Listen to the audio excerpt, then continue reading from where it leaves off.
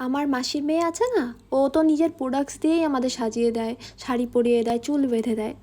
এই বিয়ে বাড়িতে সাজাতে গিয়ে এক কাকিমা এরকম উদ্দেশ্য করে বলে, কারণ সে আমাদেরকে বলে তাকে একটু শাড়ি আর চুল বেঁধে দিতে। তো তার আগে বলো তোমরা সবাই কেমন আছো। আমি অনেক দিন পরে আবার ভিডিও ছাড়ছি, আর এই লুকটাও অনেক দিন আগের কাজ, আর আমি অনেক দিন পরেই পোস্ট করছি। আর এই ক্লায়েন্টটাকেও দেখছো তোমরা, অনেক সুন্দর লাগছে দেখতে, আর ফটো আগেই পোস্ট করেছিলাম। তো বুনুটাকে খুবই মিষ্টি লাগছিল, কিন্তু বুনুটার একটু পিম্পল ছিল, যেগুলো দেখো মেকআপের দ্বারা তো হাইড হয় না। তো এখানে আমাদের যে দিদিটা বুকিং করেছিল সে নিতে চলে আসে, তারপর আমরা গিয়ে মেকআপ শুরু করি। আর বুনুটার একটু প্রবলেমেটিক স্কিন ছিল, আর একটু পিম্পলের সমস্যা ছিল। তো সেখানে মেকআপ করার পরে সেই কাকিমা এসে বলছিল যে পিম্পলগুলো বেশি দেখা যাচ্ছে, গোলাপটা রেড হলে বেশি ভালো লাগতো। তারপর আমাদেরকে বলে যে তার চুলটা বেঁধে দিতে আর শাড়িটা পরিয়ে দিতে।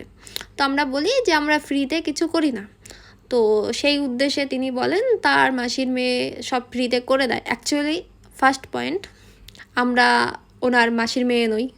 সেকেন্ড, এটা আমরা প্রফেশনালি করি। তো আমরা এখানে ফ্রিতে করে দেওয়ার কোনো কথাই আসে না, বা কোনো কোশ্চেনও আসে না। তো এই রকম যারা মন্তব্য করে সেগুলো বুঝি না কেনই বা করে। সেটা শুধু নয়, সে ক্লায়েন্টটাকেও খুব ছোট করছিল। তার বাবার বাড়ির থেকে এটা কেন এনেছে, তার ফেসে এত পিম্পল কেন, এই সব নানা মন্তব্য করতে থাকে। তো মেয়েটা নতুন এসেছে, তো আমার মনে হয় না কোনো পাড়ার কাকিমাদের এইরকম উদ্দেশ্য করা উচিত, কিন্তু তাদের কাজ তো তারা করবেই। তো এই ভিডিওটা যদি সে দেখে থাকেন, তো আপনি যদি মাইন্ড করে থাকেন তো মাইন্ড করতে পারেন, কোনো অসুবিধা নেই। কিন্তু সবার উদ্দেশ্যে এইটুকুই বলার যে এইভাবে না মন্তব্য করবেন না।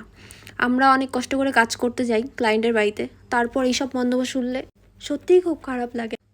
কিন্তু হ্যাঁ, ক্লায়েন্টগুলো খুব ভালো ছিল, দিদিগুলো খুব ভালো ছিল, বাট পাড়ার ওই কাকিমাটাই একটু খারাপ ব্যবহার করে ফেলে। কিন্তু এখানে আমি পোস্ট করব ভাবছিলাম, তারপর পোস্ট ভাবলাম করেই দিই, কারণ এই এক্সপিরিয়েন্সগুলো অনেক মেকআপ আর্টিস্টদেরই ফেস করতে হয়। তো তোমরা লুকটা দেখতে পারছো যে কেমন লাগছে, অবশ্যই জানিও। আর তোমাদের সাথেও যদি এই রকম এক্সপিরিয়েন্স হয়ে থাকে তো কমেন্ট অবশ্যই জানিও, আর লুকটা কেমন লাগলো অবশ্যই জানিও। আর আমার স্টুডিওটা হলো সুভাষপল্লী কালী মন্দির, ওখানেই আমার পার্লারটা। আর আমার সাথে কন্ট্যাক্ট করতে হলে আমার নাম্বারে অবশ্যই কন্ট্যাক্ট করে নিও। আর প্লিজ আমার পেজটাকে ফলো করে দিও, আর ভালো লাগলে অবশ্যই আমার সাথে থেকো। আর এইভাবেই আমি ফটো ভিডিও পোস্ট করতে থাকবো। থ্যাংক ইউ সবাইকে লাস্ট পর্যন্ত ভিডিওটা দেখার জন্য, আর এইভাবেই পাশে থেকো। Thank you.